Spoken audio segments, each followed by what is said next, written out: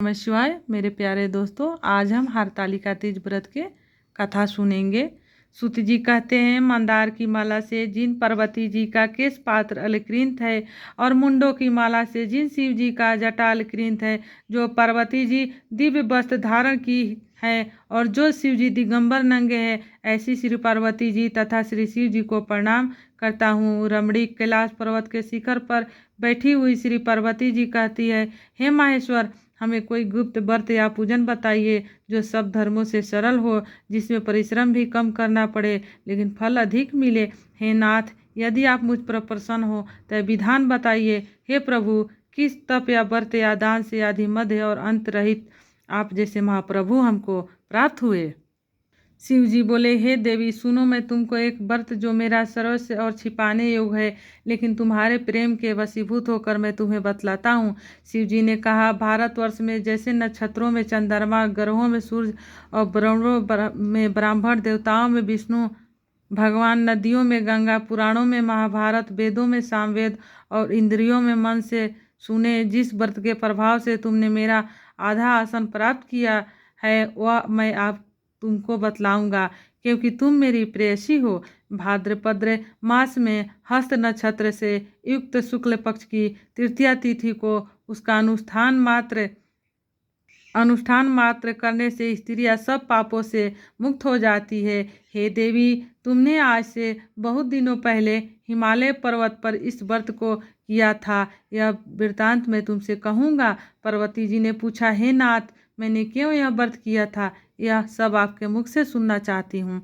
उत्तर की ओर एक बड़ा रमणीक और पर्वतों में श्रेष्ठ हिमवान नामक पर्वत है। उसके आसपास तरह तरह की भूमियाँ हैं, तरह तरह के वृक्ष उस पर लगे हुए हैं, नाना प्रकार के पक्षी और अनेक प्रकार के पशु उस पर निवास करते हैं। वहाँ पहुंचकर गंधर्वों के साथ बहुत से देवता सिद्ध चारण पक्षीगण सर्वदा प्रस्तुत मन में विचरते हैं। वहाँ पहुंचकर गंधर्व गाते हैं, अप्सराएं नाचती है। उस पर्वतराज के कितने ही शिखर ऐसे हैं कि जिनमें स्फटिक, रत्न और वैद्य मणि आदि की खाने भरी हैं। यह पर्वत ऊंचा तो इतना अधिक है कि मित्र के घर की तरह समझकर आकाश का स्पर्श किए रहता है। उसके समस्त शिखर सदैव हिम बर्फ से आच्छादित रहते हैं और गंगा जल की ध्वनि सदा सुनाई देती रहती है।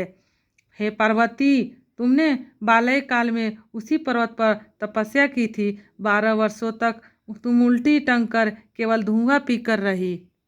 64 वर्षों तक सूखे पत्ते खाकर रही। माघ मास में तुम जल में बैठी रहती और बैसाख की दोपहरिया में पंचाग्नि तापती थी।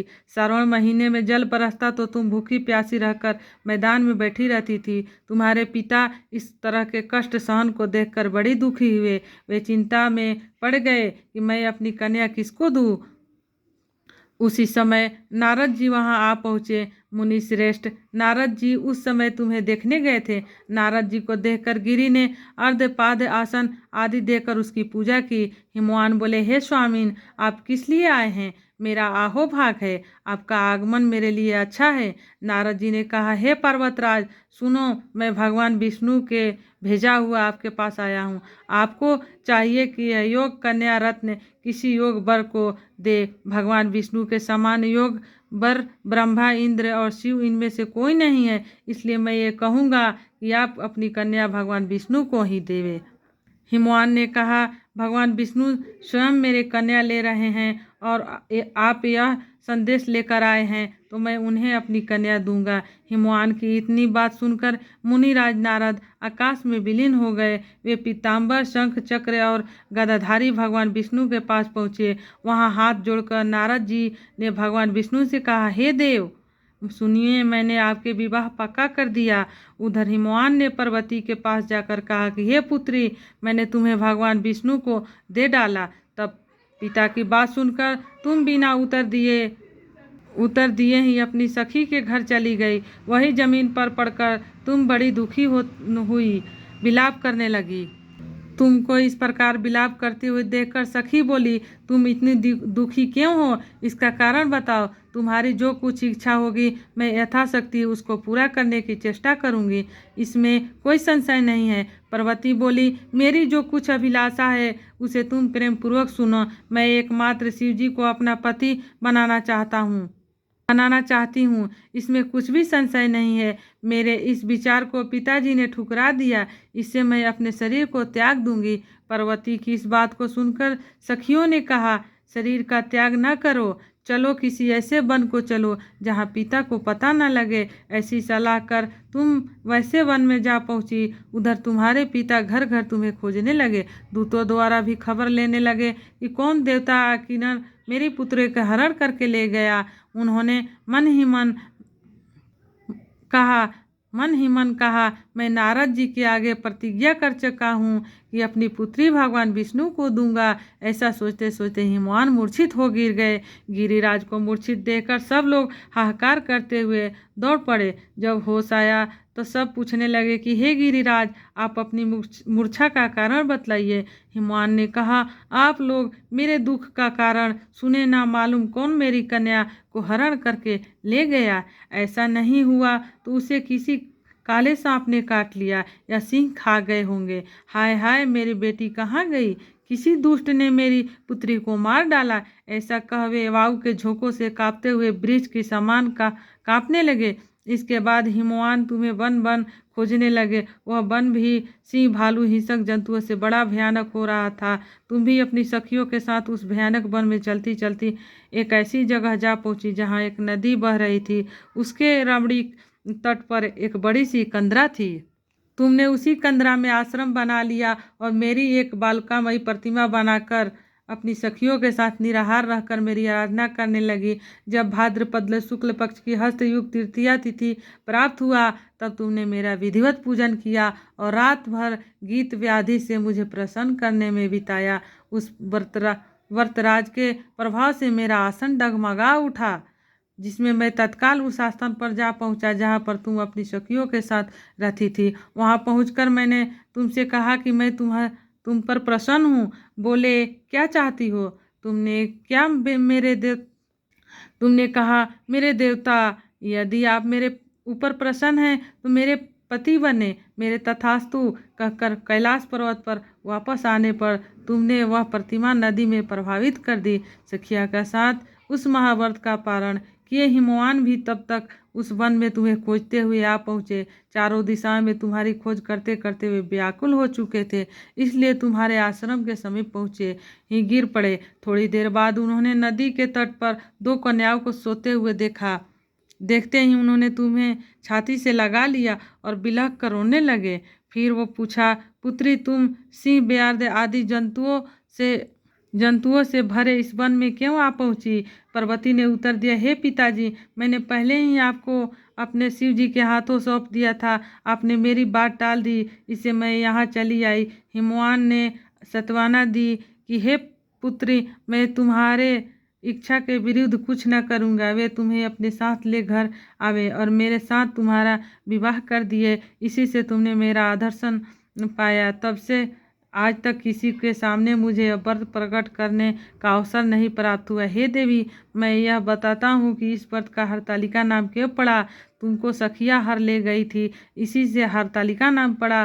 पार्वती जी ने कहा, प्रभु, आपने नाम ने तो बताया, अब इसकी विधि भी बताए। इसका क्या पुण्य है, क्या फल है, यह व्रत कौन करे? श्री शिव जी पार्वती जी से कहते हैं, हे देवी, मैंने समस्त स्त्री जाति की भलाई के लिए यह उत्तम व्रत बतलाया है। जो स्त्री अपने सौभाग्य की रक्षा करना चाहती है वे यह यत्न पूर्वक इस व्रत को करे। केले के खंभे आदि से सुशोभित एक सुंदर मंडप बनाए, उसमें रंग बिरंगे रेशमी कपड़ों से चंदेवा लगाकर चंदन आदि सुगंधित दर्बों से वह मंडप लिपवाए। फिर शंख, भेरी, मृदंग आदि बजाते हुए बहुत से लोग एकत्रित होकर तरह तरह के मंगलचार्य करते हुए मंडप में पार्वती तथा शिव जी की प्रतिमा स्थापित करे। उस रोज दिन भर उपासना कर बहुत से सुगंधित फूल, सुगंध और मनोहर धूप, नाना प्रकार के नैवेद्य आदि एकत्र कर मेरी पूजा करे। रात भर जागरण करे। ऊपर जो जो वस्तुएं गिनाई है उनके अतिरिक्त नारियल, सुपारी, जम्बीरी, नींबू, लौंग, अनार, नारंगी आदि जो जो फल प्राप्त हो सके उन्हें इकट्ठा कर ले। उस ऋतु में जो फल तथा फूल मिले सके विशेष रूप से रखे। इसके बाद धूप दीप आदि से पूजन करे, प्रार्थना करे, हे शिवे शिवरूपिणी, हे मंगले, सर्व अर्थों को देने वाली, हे देवी, हे शिव रूपे आपको नमस्कार है, आपको सदा के लिए नमस्कार है। हे ब्राह्म रूपिणी आपको नमस्कार, हे जगरात्रि आपको नमस्कार है। हे सिंह वाहिनी, संसार के भय से भयभीत मुझ दिन की रक्षा करे। इस कामना की पूर्ति के लिए मैंने आपकी पूजा की है। हे पार्वती, मुझे राज और सौभाग्य दे, मुझ पर प्रसन्न हुए। इन्हीं मंत्रों से पार्वती तथा शिव जी की पूजा करे। तंत्र विधि पूर्वक कथा सुने और ब्राह्मण को वस्त्र और गौ स्वर्ण आदि देवे। इस तरह एक चित्र होकर स्त्री पुरुष दोनों एक साथ पूजन करे। फिर वस्त्र आदि जो कुछ हो उसका संकल्प करे। हे देवी, जो स्त्री इस प्रकार पूजन करती है उस सब पापों से छूट जाती है और उसे 7 जन्म तक सुख तथा सौभाग्य प्राप्त होता है। जो तृतीया तिथि को व्रत न कर अन्न भक्षण करती है वह सात जन्म तक सुख तथा सौभाग्य प्राप्त होता है। जो तृतीया तिथि का व्रत न कर अन्न भक्षण करती है वह 7 जन्म तक बंध्या रहती है और उसके बार बार विधवा होना पड़ता है। वह सदा पुत्र शोक से शोकाकुल स्वभाव की लड़ाकी सदा दुख भोगने वाली होती है। उपासना करने वाली स्त्री अंत में घोर नरक में जाती है। मांसाहार करने से बाघहीन, दही खाने से बिल्ली, मिठाई खाने से चींटी और कुछ न खाने से मक्खी होती है। तीज को अन्न खाने से सुकरी, फल खाने से बंदरिया, पानी पीने से जोक, दूध पीने से सापिन, उसे रोज सोने से अजगरी और पति को धोखा देने से मुर्गी होती है। इसलिए सभी स्त्रियां व्रत अवश्य करें। दूसरे दिन स्वर्ण, चांदी, तंबा अथवा बांस के पात्र में अत्र भरकर ब्राह्मण को दान दे और पारण करे। जो स्त्री इस व्रत को करती है वह मेरे समान पति पाती है और वह मरने लगती है तो तुम्हारे समान उसका रूप हो जाता है। उसे सब प्रकार से सांसारिक भोग और संयुक्त मुक्ति मिल जाती है। इस हरतालिका की व्रत कथा मात्र सुन लेने से प्राणी को 1000 अश्वमेध और सैकड़ों वाजपेय यज्ञ करने का फल प्राप्त होता है। हे देवी, मैंने यह सब व्रतों में उत्तम व्रत बतलाया जिसे करने से प्राणी सब पापों से छूट जाता है। इसे कुछ भी संशय नहीं होता। ओम नमः शिवाय।